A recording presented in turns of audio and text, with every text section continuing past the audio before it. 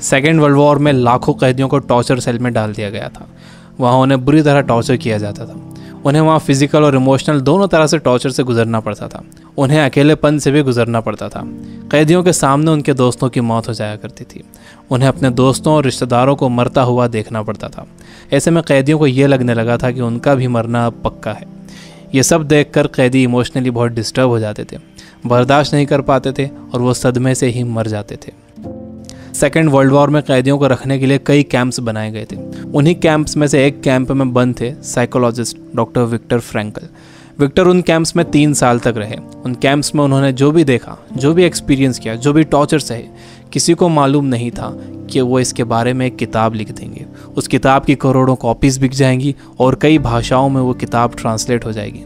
उन्होंने किताब लिखी जिसका नाम था मैन सर्च फॉर मीनिंग। अभी जो कोरोना क्राइसिस चल रही है, आप घरों में बंद हो, बोर हो रहे हो, अच्छा नहीं लग रहा है, तकलीफ हो रही है, तो आप अपनी इस तकलीफ को ज़रा इन टॉर्चर सेल्स के फ़ोटोज़ से एक बार कंपेयर ज़रूर करना। इससे मुझे पक्का यकीन है कि आपको अंदाज़ा हो जाएगा कि हमारी तकलीफ़ इन टॉर्चर सेल्स की तकलीफ़ के मुकाबले कुछ भी नहीं है।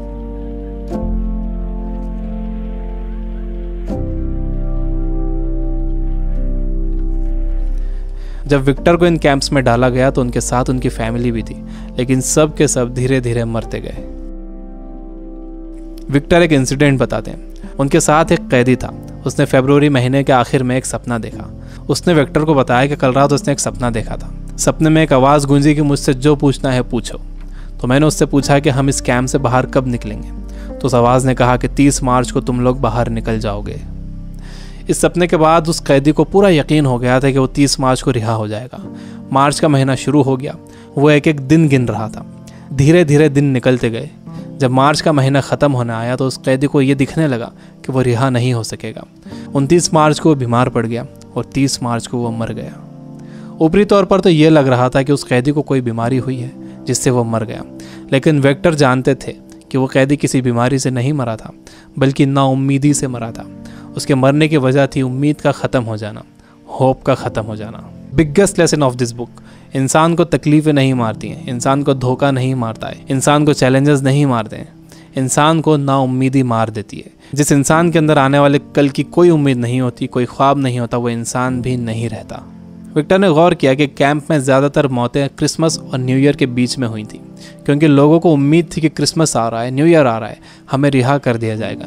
लेकिन जब ऐसा नहीं हुआ तो उनकी उम्मीदें टूटी और वो मर गए।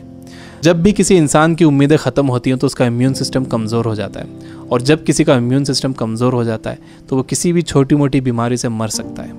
यानी पहले उम्मीदें ख़त्म होती हैं, उससे इम्यून सिस्टम कमज़ोर होता है, उसके बाद वो बीमारी ताकतवर हो जाती है। दूसरी चीज़ विक्टर ये बताते हैं कि आपके पास ज़िंदा रहने के लिए एक बड़ा सपना होना चाहिए, एक लॉन्ग टर्म गोल होना चाहिए। जिसके पास आने वाले कल के लिए बहुत बड़ा ख्वाब है, उसके लिए आज की तकलीफ़ें, आज की प्रॉब्लम्स बहुत छोटी होती हैं। जब किसी का बिलीफ बड़ा होता है, किसी का कॉन्फिडेंस बड़ा होता है, किसी का सपना बड़ा होता है, किसी का कमिटमेंट बड़ा होता है, तो उसके सामने आने वाली क्राइसिस, प्रॉब्लम्स, तकलीफ़ें सब छोटी हो जाती हैं। हम कोरोना वायरस की क्राइसिस से घर में रहकर मुकाबला कर सकते हैं। आपको अपनी सुरक्षा करना है, लेकिन इससे घबराना नहीं है। आपको अपनी उम्मीद को ख़त्म नहीं होने देना है। विक्टर कहते हैं कि जब कोई प्रॉब्लम या बीमारी आती है तो आपकी बॉडी कमज़ोर पड़ जाती है, लेकिन आपका माइंड बहुत पावरफुल है। आपको इसे कमज़ोर नहीं पड़ने देना है। आप रोज़ टीवी देख रहे हो, आप बुरी न्यूज़ सुन रहे हो कि इतने मरे, इतने बचे, इतने सीरियस, यह आपको मेंटली वीक बना देगा। आप मेंटली वीक हो जाओगे तो आपका इम्यून सिस्टम भी कमज़ोर हो जाएगा, जिससे आपका बीमार होने का ख़तरा बढ़ जाएगा। विक्टर कहते हैं कि वो 3 साल इन कैंप्स में इसलिए ज़िंदा रह पाए क्योंकि उनके पास कल के लिए बड़े सपने थे, विल पावर थी, उन्हें एक किताब लिखना थी। तो वो सारी प्रॉब्लम्स, सारी तकलीफ़ें उनके सपनों और इरादों के आगे छोटी पड़ गई और वो इन सब से बाहर निकल गए। तीसरी चीज़ जो विक्टर ने ऑब्जर्व की थी वो ये कि जब इंसान के सामने कोई प्रॉब्लम आती है तो वो उसे कैसा मीनिंग देता है। वो उसे पॉजिटिव मीनिंग देता है या नेगेटिव मीनिंग देता है। जैसा भी आप उसे मीनिंग देते हो, ये मीनिंग ही उस प्रॉब्लम को आपके लिए मुश्किल या आसान बनाता है। आपका मीनिंग उस प्रॉब्लम को या तो और बढ़ा देगा या उसे ख़त्म कर देगा। फॉर एग्जाम्पल, आप कहीं जाने के लिए घर से बाहर निकलते हो और आप देखते हो कि आपकी गाड़ी का टायर पंचर है। अब आपको बहुत गुस्सा आ जाता है। आपको लगता है कि क्या इसे अभी पंचर होना था, या आप ही के साथ क्यों हुआ, पूरा मूड ख़राब हो गया। आपने इसे दे दिया नेगेटिव मीनिंग। आपके पास एक और ऑप्शन था। आप सोच सकते थे कि हो सकता है कुदरत आपको वहाँ जाने से रोक रही हो, हो सकता है कि आप किसी बड़े एक्सीडेंट से बच गए हों इसकी वजह से। अगर तेज़ स्पीड में गाड़ी का टायर पंचर हो जाता तो एक्सीडेंट हो सकता था। अच्छा हुआ कि निकलने से पहले ही आपको टायर पंचर मिला। ये है पॉजिटिव मीनिंग। इंसान यूजुअली नेगेटिव ही सोचता है और इस नेगेटिव सोचने की वजह से हम हर चीज़ का नेगेटिव साइड ही देखते हैं, उसका पॉजिटिव साइड नहीं देखते। जैसे कोरोना क्राइसिस में जितना टाइम आपने फैमिली को दिया है, क्या आपने कभी पहले इतना टाइम दिया है? मेरे कुछ दोस्त जो किताबों से बिल्कुल दूर थे, उन्होंने बुक्स पढ़ना शुरू कर दिए। वो रीडिंग हैबिट बना रहे हैं। अगर कोरोना क्राइसिस ना होता तो क्या ऐसा होता था? जितना मैं इन दिनों पढ़ रहा हूँ, पहले इतना कभी नहीं पढ़ता था। जितनी सफाई लोगों ने रखनी शुरू कर दी है, पहले कभी नहीं रखते थे। बार बार हाथ धो रहे हैं, अच्छी तरह हाथ धो रहे हैं, सोशल डिस्टेंस मेंटेन कर रहे हैं। किसी लाइन में लगे हुए हैं तो दूर दूर खड़े हो रहे हैं। आसमान साफ नज़र आ रहा है, हवा साफ हो गई है, समंदर का पानी साफ हो गया है। ऐसा लग रहा है कि नेचर ने जैसे रीसेट बटन दबा दिया। हमें ये पॉजिटिव साइड्स भी सोचना चाहिए। जब तक आपके पास नेगेटिव मीनिंग है, आप उस क्राइसिस से डील नहीं कर सकते। हर प्रॉब्लम उसके साथ एक इक्वल अपॉर्चुनिटी भी लेकर आती है। दुनिया जब से बनी है तब से अब तक उसमें प्रॉब्लम्स ही प्रॉब्लम्स है। अगर ये प्रॉब्लम्स नहीं होती तो हम यहाँ तक ग्रो नहीं कर पाते।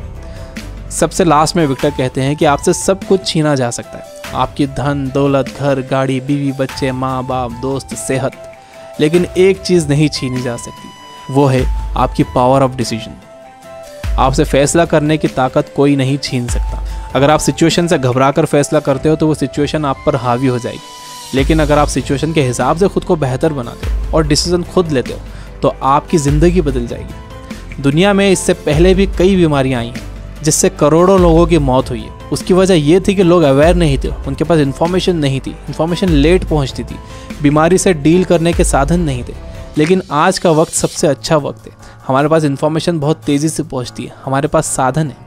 मुझे पूरा यकीन है कि आगे और भी अच्छा वक्त आने वाला है और मैं आपको उम्मीद दिलाता हूँ कि आगे सच में बहुत अच्छा वक्त आने वाला है। You guys are amazing. Keep reading, keep learning, keep growing. Thank you for watching.